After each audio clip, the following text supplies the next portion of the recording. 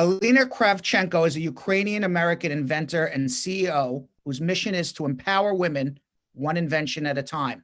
The busy single mom taught herself how to patent her creations on her own, and on January 22nd, 2021, Alina appeared on the ABC show Shark Tank with her first invention, SwipenSnap, the US patented one-hand diaper cream applicator, where she caught the attention of the sharks in more ways than one. And she has just recently launched the Toner Bum, the world's first and only US patented glute toning dumbbell. Joining me to discuss her family's immigration journey and her path to becoming a successful inventor and the CEO of her own company is Alina Kravchenko. Welcome, Alina, and thanks for coming on. Hi, thank you so much. I'm really excited to talk to you and be able to be part of this conversation. Now, according to the Kaufman Index of Startup Activity, immigrants are almost twice as likely as native-born Americans to become entrepreneurs. And you certainly fit into this category. But before we talk about your entrepreneurship, let's talk a little bit about your immigration story. So I came to the US when I was 9 years old. I came here with my mom and my sister. None of us spoke English. And my mom had a temporary visiting visa for 6 months. But really her goal was to allow us to stay so we could have a better education and better opportunity. This was in the mid-90s. I think it was 94 or 5. And your mom, she was a single mom, I assume? Yeah, she was young, 33, 2 kids. And you all came on visitors visas? Yes. At the time in Ukraine, the crime was so bad that she wanted to risk everything. The kind of crime that was happening during the time in the early 90s when communism fell was so awful. There was so much corruption. My mom didn't want us to live in a place like that. So she risked it all, and she got a visiting visa at the time, and she was really beautiful, and there were a lot of guys that wanted to date her, one of which was my stepdad. My mom was very humble and never wanted to pressure anybody, because I know sometimes that could be a thing because of the visa.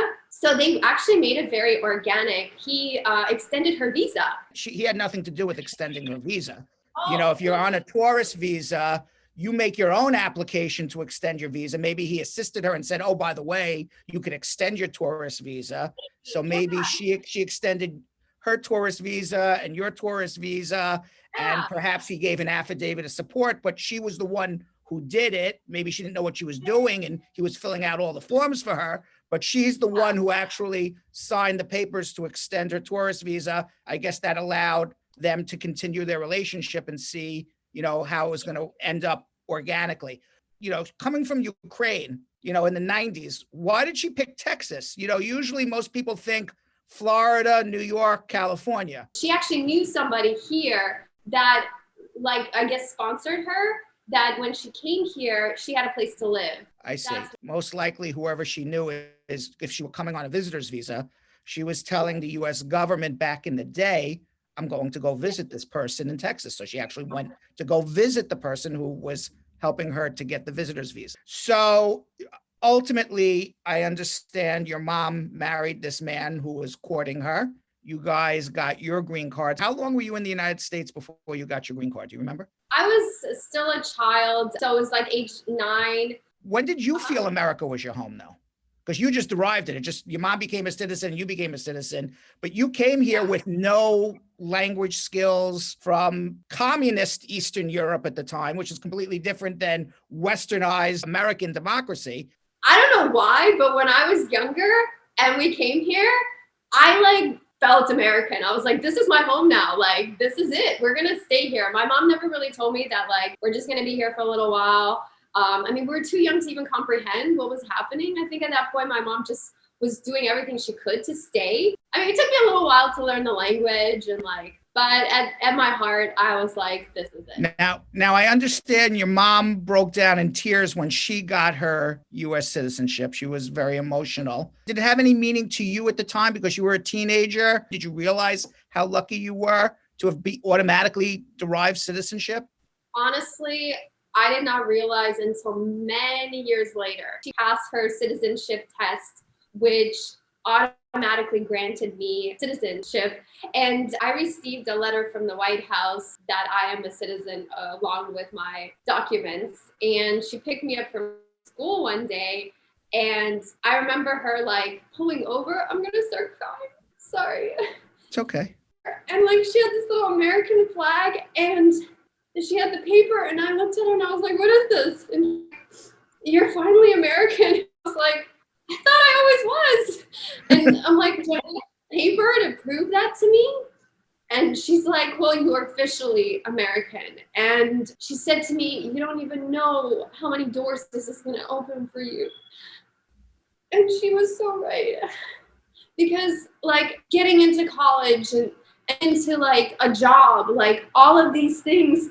You ever go back to the Ukraine? Does it ever feel like you were born in the Ukraine? I have very strong memories of being in Ukraine. And for me, it's the stories that I lived in my head as a child are now hitting me hard. The children I grew up with and played with were like homeless kids. They lived in cars and my neighbor across the street was homeless. And I mean, I never felt lack of food or shelter. My mom always provided for us. But there were so many people that were really struggling. There weren't job opportunities. So people really, really wanting to do something, but they just couldn't. And it wasn't even legal to have a business. I mean, there's the mafia that like ran all of the business stuff. And if you own a business and you don't pay the mafia, I mean, they could come in and kill your family and nobody can do anything about it. Do you say to yourself, I'm Alina, I'm an American. I'm Alina, I'm a Ukrainian American. I'm Alina, I'm Ukrainian, but I have an American passport? You know, that's a very deep question. I like to see myself as a citizen of the world, because if you think about it, like the world is divided into parts that have different laws. Right now, I live on American land, which offers me opportunities that other countries don't have because of the corruption and the evil that is spawned in that country. And I think what makes America so great is that incredible people from all over the world that have a lot to give and a lot to offer. There's a piece of land on this earth that offers me the most nutrients and ability with opportunities here to be able to really take my vision and ideas and bring them to life. I like to call myself a visionary and a person with a lot of vision and goal to be able to make the world a better place. So you got your citizenship when you were 15. Where'd you go off to college? I went to Pratt Institute in New York, and my major was communication design and advertising, because my goal really, since I was like 12, 13, I knew I wanted to start my own company. I just didn't know what it was going to be, but I knew I needed to collect enough skills to become the competent CEO that I one day need to be in order to really launch my idea, whatever I had, right? And so that was a stepping stone into getting myself out of the comfort zone, moving to New York, trying to graduate at the top of my class, which is exactly what I did. I also have another degree in computer science because I love learning and I love facing my challenges. How was it moving from Ukraine to Texas, Texas to New York? Those are three different culture shocks. I'm all about exposing myself to uncomfortable situations. I feel like that's where you grow the most. At least in the beginning of my life, I felt like I needed to really absorb different environments to understand how America works. Now, you had some trying times after you graduated. What happened in your life? That was when the market had crashed. So I couldn't find any work. And I mean, when it rains, it pours.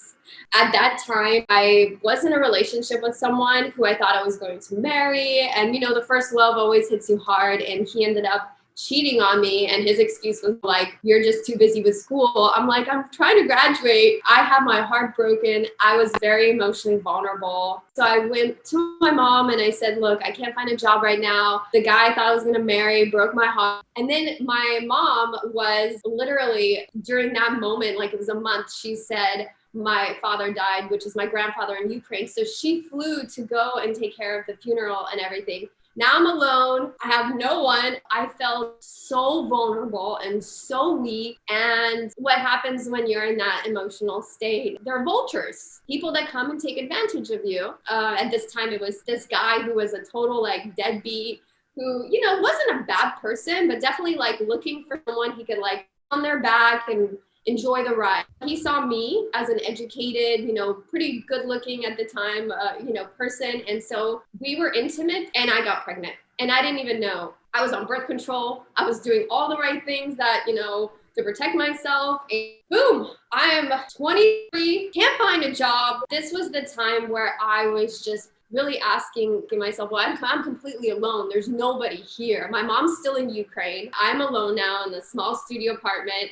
I don't have a job. That was the hardest time in my life. Was there obviously also concern how you're going to pay the medical bills, how you're going to support this child? Can you tell other people who are in this situation? Because look at you now. How did you get through this dark part? Once we really quiet everything else and we listen, there's a sense of peace we get from it. Outside, I had nothing, but on the inside, I had everything because I listened to that inner voice. And what I heard was that give this child life and you will have life. And not only will you have life, but you will have an amazing life. This is your journey, accept it and just follow it. And then I just kept like tapping into that inner knowing. And when I born, even though I was literally on food stamps, barely trying to find jobs online on Craigslist just to pay my rent, I had this inner knowing that this idea that I had at the time, it was the SwipenSnap, that not only was I going to launch it, I was going to be on Shark Tank. And I can only say that now because let me just tell you, back then when I had this like vision hit me, I was like, no way, I'm not worthy. I'm not good enough. I don't know anything about inventing, running a company. Who am I to like launch this product and go on Shark Tank? Now that it's happened and it's real, I literally get chills because if you really, wherever you are in your life and whatever is happening to you externally, just know that it's temporary and that in life, there are going to be high highs and low lows externally, but inside is something that no one can ever take away from you.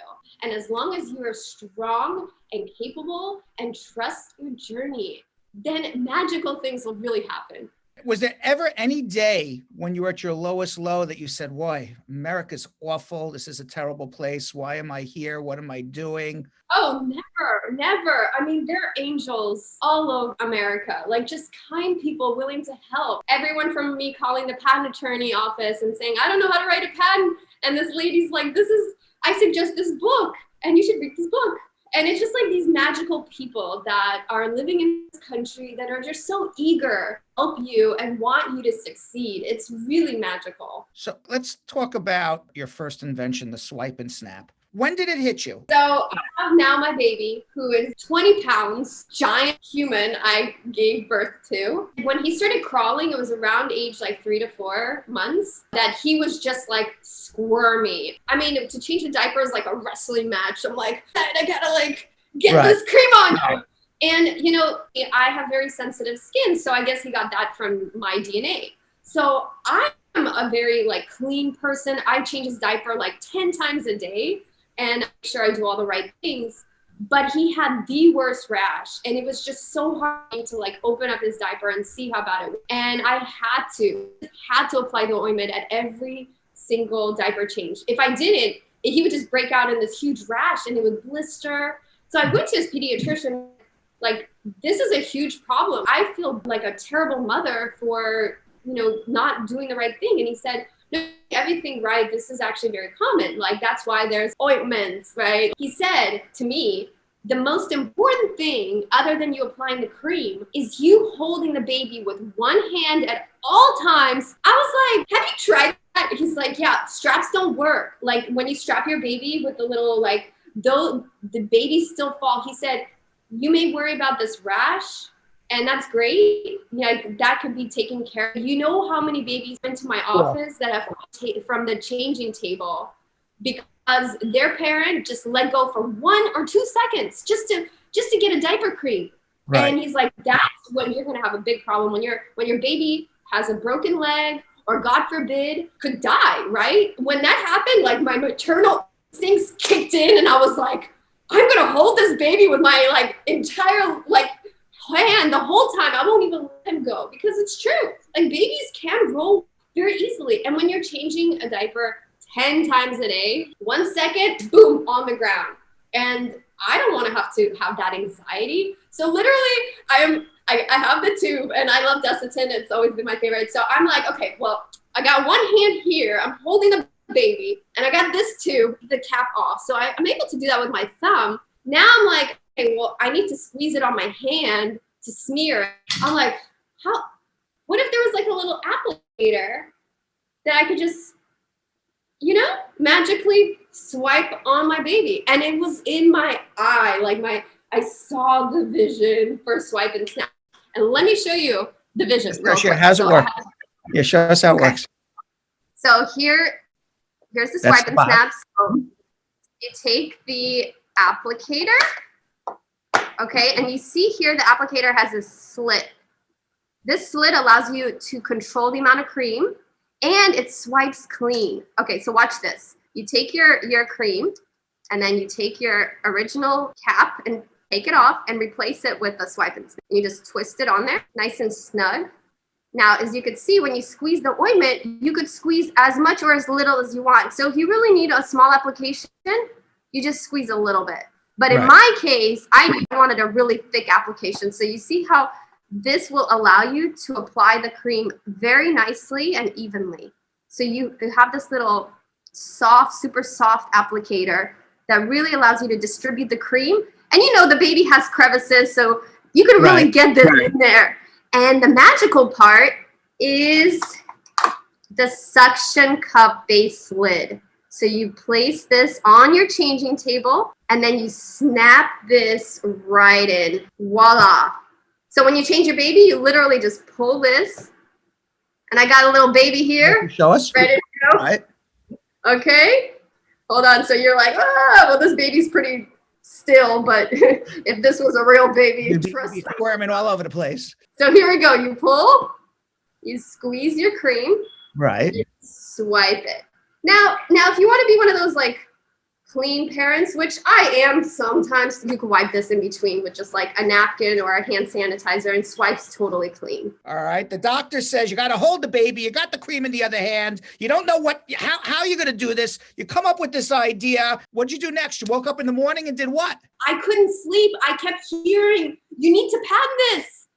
I'm like, okay, fine. But it's like an internal dialogue I had where I was like, I don't know anything about how to patent things. I just know how to advertise products, but I don't know how to patent. And just to set the stage, you're still most likely on food stamps, struggling, no support system. Lots of people are watching right now have come up with a lot of business ideas and have no idea what to do with it. Tell them what you did. You got the internet, and as long as you have the will, there's a way. Right? The internet is a magical library, and it's so easy to just Google whatever you want to know. I mean, that's how I got this far. The knowledge is there. You just have to know how to find it and take the time to learn and apply yourself. That's really it. So I Googled how to get a patent, and I landed on the USPTO website, which they had a phone number, and I had a phone. So I called. And I got a hold of this very nice lady and I said, I don't know anything about writing a patent. I have this idea I want to patent. What do I do? And she says, I have a lot of people calling me with the same question. I recommend this book. So, okay, step 1, step 2, got to get this book. I read the book. I knew I didn't have like a timeline, so I gave myself a year. So I filed for something called a provisional patent, which basically is just like taking a ticket at the butcher, waiting your turn in line to actually get an examiner to review your patent. And so I submitted it. I like to call it planting the seed. Right. So I planted the seed of the idea, and I told myself that between the time I planted it and whenever I get the patent, if I get the patent, I'm going to drop everything I'm doing, whether it's a job I'm working, and I'm going to liquidate everything I own and bring it to life. And that's what I did. So how long did it take you to get the patent? About 5.5 years. And that patent then gives you the right to sell this idea. And if anyone steals your idea, they can't. That's right. Did you ever think you were ever going to get it? Or you were like, forget it, whatever, this is never going to happen. I had this inner feeling that I was not only going to get the patent, but also get on Shark Tank. How do they notify you get a patent? So I remember walking out of my building and checking my emails during lunch and scrolling through my emails. And I see that my patent attorney had wrote me an email saying, "Congratulations, you're officially an inventor," he said. And I was like, yes, I like the sound of that. And I had this moment of like time stood still where I knew my entire life was going to change from that moment. I knew I had to quit my job, liquidate everything I owned, and bring this to life. You now have the patent 5.5 years later, because people are watching like, well, okay, you have a great idea. You got the patent. How do you get this manufactured? I had to first face a lot of internal fears of, is this good enough? Is this worth the risk, right? It was all of this like internal struggle. But once I overcame that, I knew I needed money, capital to bring this to life. So I did find a manufacturing company through a trade show that I did. So I recommend that whoever has like a physical product to find trade shows that are in that industry to be able to network with people. You don't necessarily have to have a booth, but it's important to attend to meet the right people in order to find the connections. So I did find a manufacturing company and I gave them the drawings for the product. My goal initially with the product is to market test and make sure I have the best physical product, right? As a mother, I want to make sure that the consumer is almost perfect. Like you can only get it, but I was like, that's going to be my goal. And even though I may have to take more time and more money to do that, I'm okay. I'm not in a rush. I'm in a rush. I want to make an amazing product that people will use, that's helpful for them, that will keep their baby safe and their hands clean, that makes it super easy to apply the cream. So how did you test market all of this? And how did you know to make changes to it? Right. So what I did was, first, I took all my savings and I actually made the Gen 1, which was, it was a blue one and it looks slightly different than this.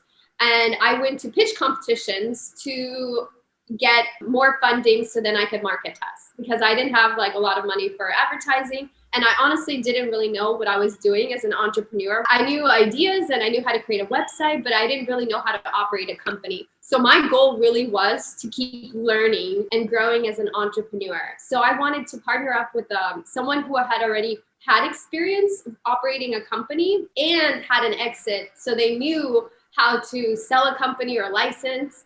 So I found my current investor at a pitch competition, and he runs a bunch of companies. I asked him if he was willing to mentor me. And I'm like, I'll work for you for free. I will do whatever it takes. Like, I want to learn. I want to grow. Like, that is my goal, is to become the most competent CEO I can. And so he did invest in my company, gave me $60,000 for 5% equity. And that money allowed me to really market test, which I went to another trade show, actually got a booth, was able to get feedback. What changes did you make from Gen 1 to Gen 2? What was the feedback? There were multiple sizes of tubes. So there's like this thread and then a slightly larger thread. So people wanted to be a little versatile. So I patented a double thread applicator, but really the main feature is like the suction cup base lid and the super cool applicator.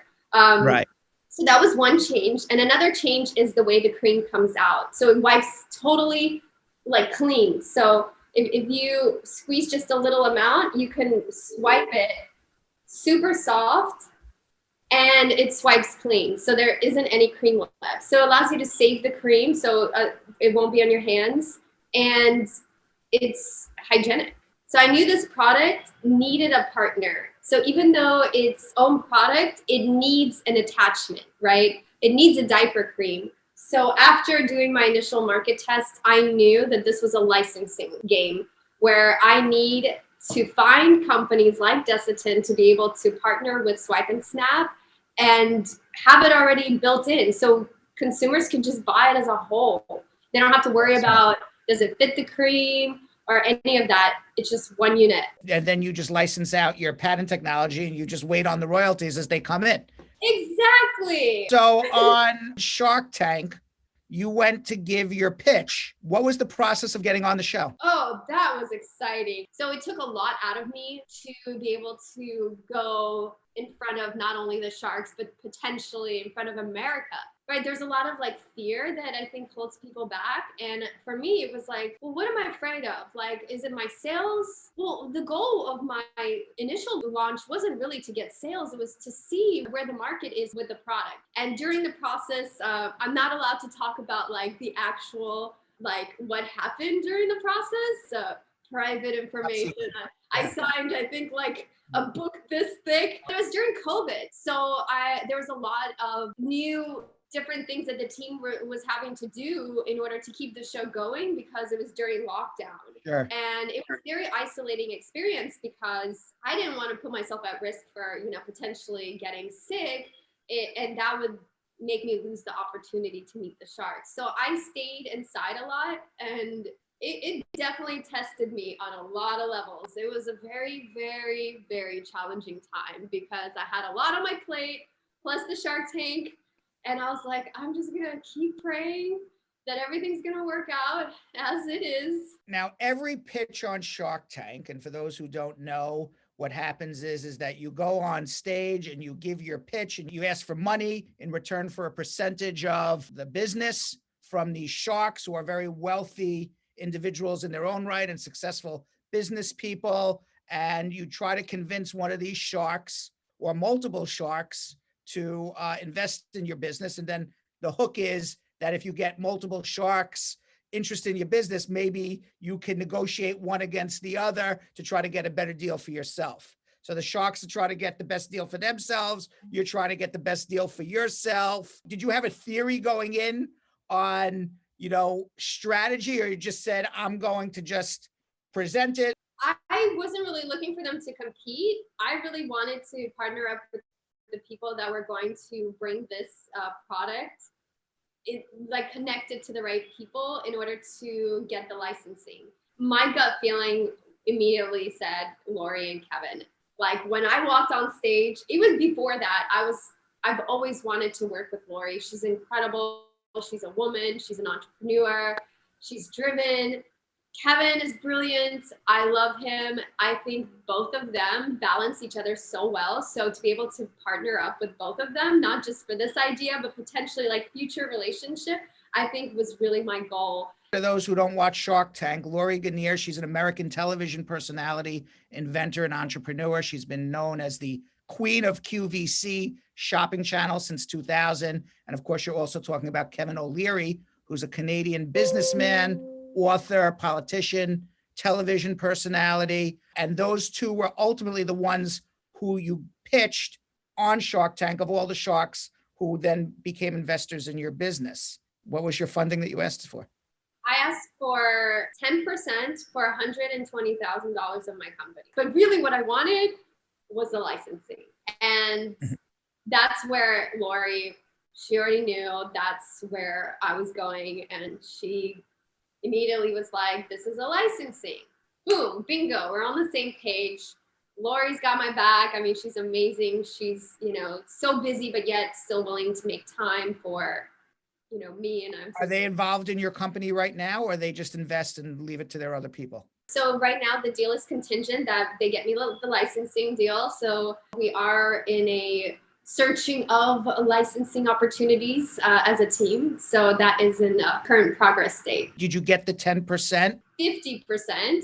50 for $120,000 contingent that they get me the licensing deal. So if you really look at the big picture, think about the licensing deal. If they were to get me one with a big player, then I get 50%. Well, I have to share with my investor, which I'm fine because he taught me a lot and I'm grateful. So that's my payback for teaching me everything that I know. So I would split the 50% with my investor, and then they would take 25% each of the licensing opportunity, not the company. It's a pure licensing exchange.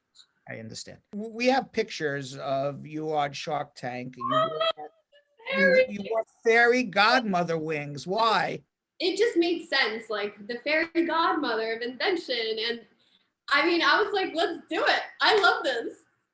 And your mom appeared also. That must have been very special for both of you. Well, actually, my sister was supposed to be my person. A week before, I had to find that my sister couldn't make it. So I was like, Mom, I need you, please. And my mom just pitched in last minute, and it just so happened to be like, it flowed. It just made sense. And like the whole immigration story, and I think that like it really showed who I am. So I'm really grateful that like it worked out that way. And another shark, Robert Herzhavec, he heard your family's immigration story. He told you his family's immigration story of having to leave what is now present day Croatia for Canada because his father had been labeled an anti-communist, and your story obviously struck a chord with him. Yeah, I think he really understood the struggle that my mom went through in order to give us the opportunity. And I think that was a really beautiful connection. Now, you're also giving interviews, not just here on Bradshaw Live, but in many places and podcasts and mentoring people about how you achieved your patent success. How's that been going? It's been great. I love helping people. So when people come to me and they ask me for advice, I give them the formula. I tell them this is the path I took, and I started writing articles because I'm getting a lot of the same questions. So at alinainventor.com, I have a little blog section for like, I have a lot of questions that like, how do you create a patent from nothing? And I wrote out in detail, this is the process I took. But people will read that and say, oh my gosh, that's so much. It's so overwhelming. I don't want to do it. Well, if you can't even read an article and start, then like being an entrepreneur. Entrepreneurship's not for you then. Every long journey starts with the first step. I mean, your journey to success started leaving Ukraine at 9. That's right. And the other overarching theme is when everything looks its bleakest, having a child pregnant and having no support system, no money, no job, no nothing. How am I going to feed this child? It was ultimately that child that fueled your idea to your success, which is ironic in a way too. It really is. Like, I think when you face a problem or a challenge, most people will begin to focus on the problem. But the moment they actually change their perception and their viewpoints and actually look for opportunities in their, what they call external challenges, and actually train their brain to look for solutions instead of complaining, you will see the world in a new way. Invention is creating a solution to a problem. Think about all the things that we have in the world now. They are solutions to problems that we all face, right? That's true. But now you have more than one patent and invention though, right? Tell me about your other patents. Oh, my motto is, I'm just getting started, okay? Here we go. Because my original idea, when I was in college and I was sitting a lot on my computer, my desk, I was like, I am feeling like lower back pain and my glutes are starting to sag, and I was young. And I went to a physical therapist and he's like, oh, there's this lazy butt syndrome. And I was like, what is that? It's like, it's basically where you sit for too long and your glutes get weak. And that causes actual like hip injuries potentially. And also the lower back pain you're experiencing is because your glute muscles are weak. So he's like, you need to do donkey kicks with a dumbbell behind your leg. So I have this workout I put together. So here are the donkey kicks. So for those of you who don't know what they look like, so you're lifting, you have the weight here and then you lift. But here's the problem. When you put a handheld dumbbell behind the back of your leg, it's very hard to hold still, and if it would fall. And what if there's an ergonomic horse-shaped shoe dumbbell that goes behind the back of your leg, okay? And this idea was just sitting in the back of my head for 20 years, because I was like in college, like early 20s. So I would do this workout all the time with a handheld dumbbell. But I kept thinking about every time I did that workout, I'm like, I cannot wait to bring this product to life. So SwipenSnap actually gave me the confidence. So you went back to the patent office a second time. Patent attorney, he's, bless his heart, I love him. He gives me the best advice. He's like, this is so obvious. You really think you're going to get a patent for this? And I'm like, I'm telling you, I have a gut feeling I'm going to get a patent for it. And he's like, all right, all right. And I was like, just do it. Here's my money. Take it and do it. The names of your products are so creative, and the toner bomb, the SwipenSnap. Who's coming up with these names? Me, I come up with all of my brand names. And fun fact, I actually designed the logo and I take almost all the pictures, all the videos. I code all the websites. I do almost everything for all my products. I literally am like the jack of all trades. Where can everyone find all of your products that you have on market right now if they want to buy any of this? Okay, so I have one website that has all my products. It's alinainventor.com. Or you can go to SwipenSnap.com for SwipenSnap, and it's on Amazon as well. And I recently just now launched the Toner Bum, and you can get that at tonerbum.com and also on Amazon. What does it cost? So the Toner Bum is $49 on Amazon. It's $59 on my website. SwipenSnap is $19 on my website and $24 on Amazon.